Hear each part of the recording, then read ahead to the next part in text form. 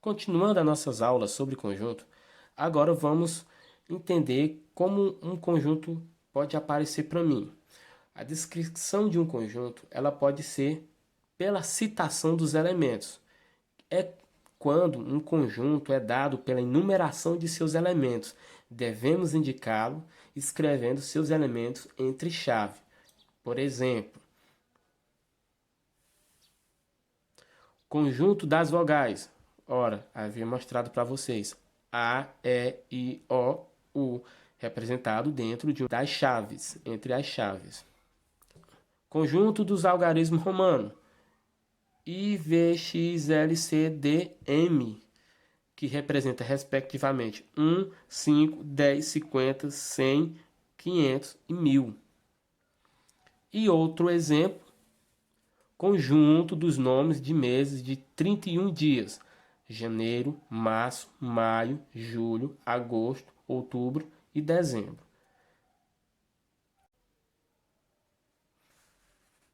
A outra maneira de descrever um conjunto é por uma propriedade. Vamos ver aqui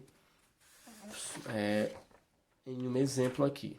Diz assim, ó: quando queremos descrever um conjunto A por meio de uma propriedade, característica P de seus elementos, X, escrevemos assim, ó. Observem, A é igual, ou eu posso dizer assim, ó, conjunto A é igual X, tal que X tem a propriedade qualquer de P. Por exemplo, X, tal que X é estado da região sul do Brasil. Por exemplo, aí você pensa, quais são os estados da região sul do Brasil? Paraná, Santa Catarina e Rio Grande do Sul. Se eu dissesse assim, X é um estado da região nordeste do Brasil, aí eu iria citá-los: Maranhão, Piauí, Ceará, Rio Grande do Norte, Alagoas, Bahia, Pernambuco, Sergipe e Paraíba. Outro exemplo é esse. X é divisor inteiro de 3. Ora, quais são os meus divisores inteiros de 3? 1, menos 1, 3 e menos 3. Se você não entendeu o que é um divisor inteiro, o que é esse número inteiro, o que é um número negativo, vamos explicar no decorrer do conteúdo, mais à frente. Outro exemplo é esse, ó, conjunto dos números ímpares positivo. 1, 3, 5, 9, 11, 13 e assim por diante. Nesse caso, esse conjunto para mim é infinito. Vamos fazer alguns exemplos muito simples. Vamos lá. Escreva com símbolo. Letra A. Os números dos múltiplos inteiros de 3 entre menos 10 e mais 10. Bom, quais são esses números? Que são múltiplos de 3 entre menos 10 e mais 10. Simples, fácil, fácil, fácil. São eles: menos 9, menos 6, menos 3, 0, 3, 6 e 9. Percebam que eles estão entre 9, desculpa, eles estão entre menos 10 e mais 10, que são eles: menos 9, menos 6, menos 3, 0, 3, 6 e 9. Olha só, o conjunto dos divisores inteiros de 42. Galera, quando eu falo que um número é inteiro, ele é um número tanto positivo quanto negativo. Mas nós iremos ver com mais detalhe nas aulas seguinte. Vamos lá. O conjunto dos divisores. Eu vou encontrar os números que dividem 42. Tanto os números negativo como positivo. Vamos lá. Quais são os números que dividem o meu 42?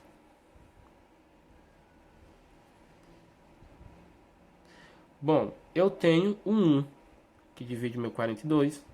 Eu tenho quem? O 2, porque é um número par. Eu tenho o 3, dá. Eu tenho 3, eu tenho o 6, eu tenho o 7, eu tenho... Isso aqui dá para saber pelas regrinhas de divisão, divisibilidade, né? Tabuada muito simples também. Eu tenho o 7, eu tenho o 14, eu tenho o 21 e o 42. Tem um detalhe, né? Ele pediu os números inteiros. Eu sei que o número inteiro ele é positivo e negativo.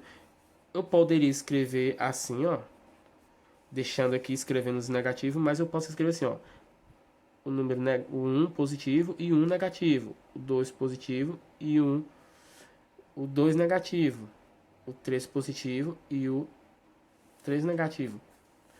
Todos esses números, tanto positivo quanto negativo, dividem o 42, que é o que a questão me pediu.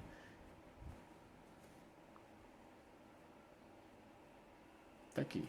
Vamos lá. Bom, galera, é um exemplo muito fácil, nós acabamos de fazer. Mas agora eu quero mostrar para vocês alguns conjuntos que eles são específicos.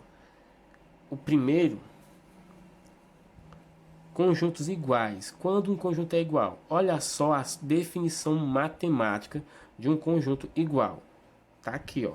Dos conjuntos A e B são iguais quando todos os elementos de A pertencem a B e, reciprocamente, todo elemento de B pertence a A. Essa mesma frase que eu disse para vocês, eu vou representar ela em símbolos.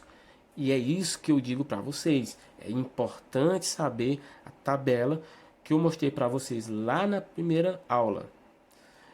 Olha só, o conjunto A é igual a B se e somente se para todo x pertencente x pertencente a A, se e somente se x pertencente a B. Se me falha a memória, eu não descrevi esse símbolo lá, mas ele se lê para todo x. Nesse caso, para qualquer elemento que pertence a A, também ele pertence a B. Por exemplo, olha só, primeiro exemplo, A, B, C, D. Esse conjunto, logo, ele é um conjunto por quê? Porque ele está representado em duas, em chaves, né? Fechado em chaves. Ele é igual a esse outro conjunto porque eles têm os mesmos elementos.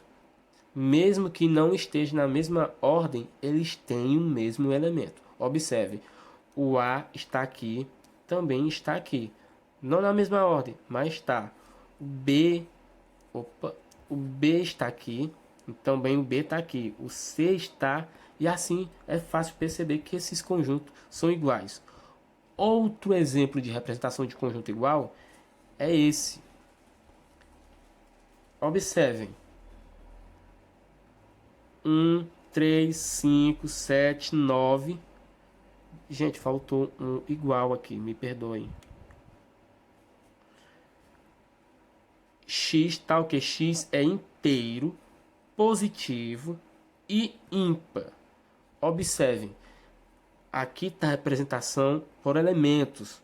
Você claramente vê que são elementos.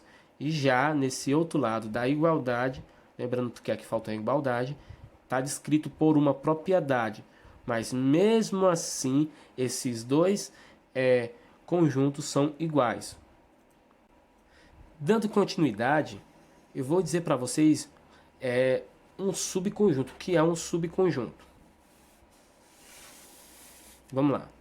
Um conjunto A é subconjunto de B se somente se todo elemento que pertence a A também pertence a B.